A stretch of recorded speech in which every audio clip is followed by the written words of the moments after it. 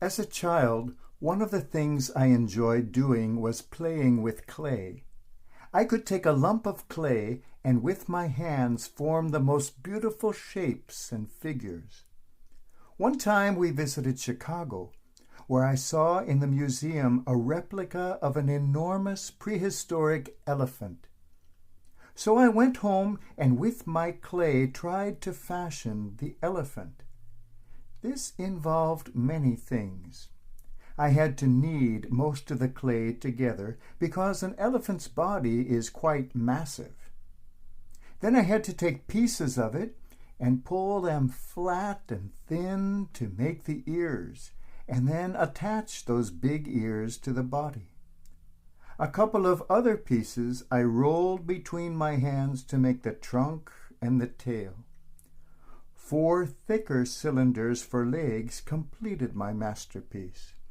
I thought it was a magnificent elephant, and it stood on my desk for many years. Into the hands of each of us is given a piece of clay out of which we try our best to make something beautiful.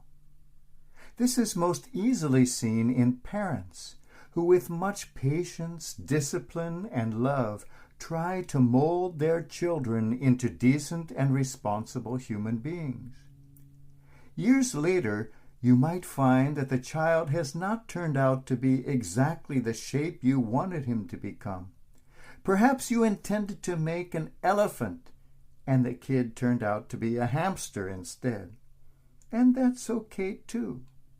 You have given that child a foundation. You have given that child a life.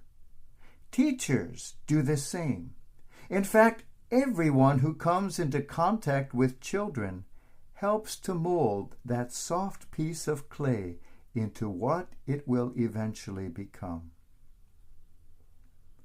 But it doesn't end with childhood.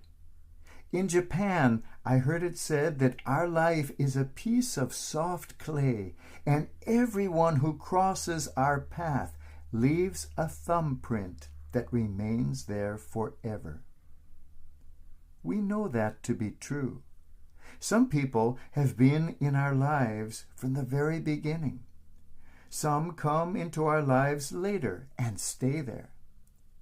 These certainly leave an indelible print. But there are others who come into our life for a very short time, perhaps only for a moment, perhaps only for the time it takes to share a smile. These people, too, leave a thumbprint on the soft clay of our life. Because of what we have shared, no matter how brief the moment, no matter how much time has passed since, our life is indelibly impressed with their mark. We are who we are today because of all the people who have passed through our lives.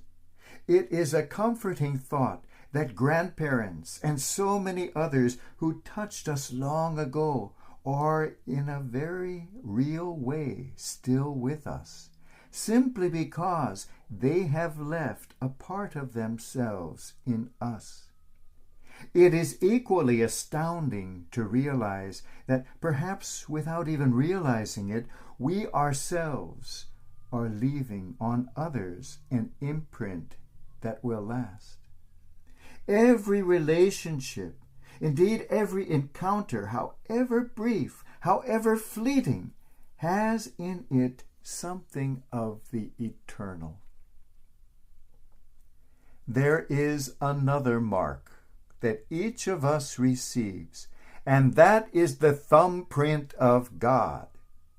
God takes us and molds us from the clay in the divine hands, forms us into the being that we are.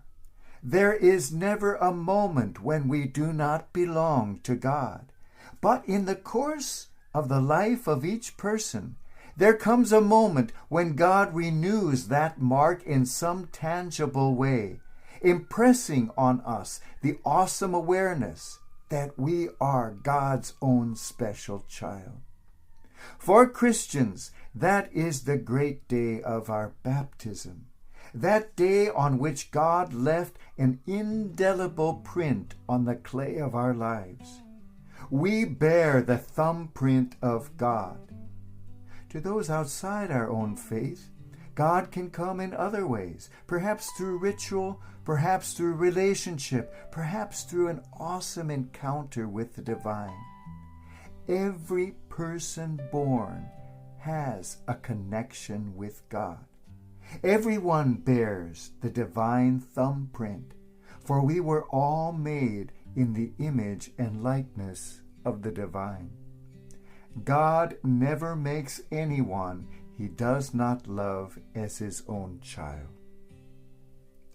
Cherish the day of your baptism. Celebrate it. Memorialize it each day, each year. Pray for the priest or deacon who baptized you. Pray for your godparents who stood for you, for your parents who brought you to the life-giving, thumbprint-leaving waters of baptism. Today we celebrate the feast of the baptism of our Lord, but it is the feast of our own baptism as well.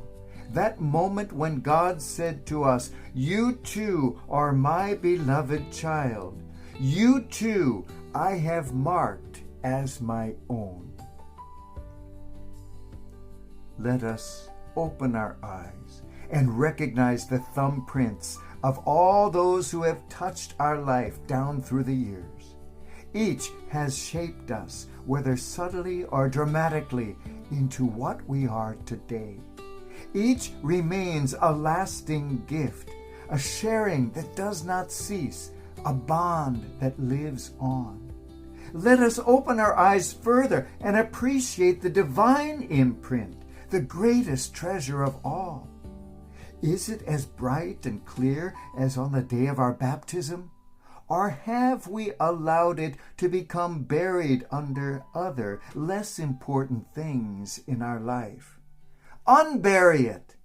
Let it shine gloriously through a life of love, that all may recognize in us the unmistakable, magnificent thumbprint of God.